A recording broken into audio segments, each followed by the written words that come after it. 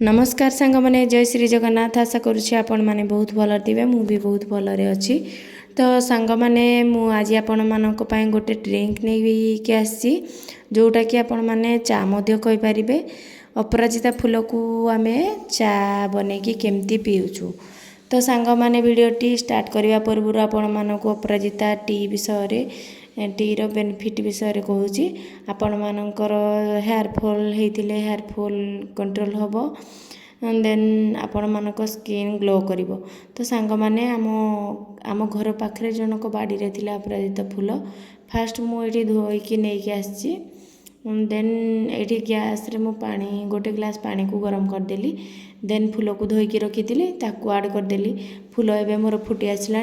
तो सांग मैंने गोटे स्पून साहाय्य मुझे भलसे एपट सेपट करके नहीं गली। सांग मैंने चा तो मोर ये रेडी हो गला। मुझे गोटे कप को ट्रांसफर करनेबी।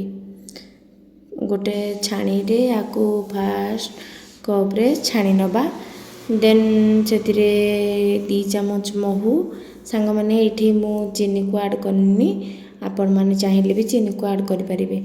जेहेतु मत मीठा पसंद नुह मुझे ये हनी आड कर सांग मैंने देखिपारे मुझे 2 चमच हनी यूज कर। देन गोटे चमच लेंबूर रस जेहेतु लेंबू रस मु वीडियोटा शूट कर पार नथिली। देन आपण मैंने लेंबू रस पकई पारे चीनी पकई पारे आपन को जोटा इच्छा। मुझे लेंबू रस आ महू को आड कलापर स्पून साहाय्य भलसे गोली नेली। आठी आपण मानक टेस्ट करके देखा कि केमती लगुच। तो सांग मैंने टीटा मत पीवाई बहुत भल लगिला। आपण मैंने निहाती गोटे मंथ पर्यंत ट्राए करूँ। आ रिजल्ट आपण मानक सामने मु तो आपको पीके मो हेयर फॉल कंट्रोल हो सारानी। आ स्किन भी आस्ते आस्ते ग्लो करवा स्टार्ट है। तो आउ डेरी कहीं आपण मैंने ट्राए करूँ। वीडियो भल लगिले लाइक करूँ, कमेंट करूँ, सब्सक्राइब करूँ।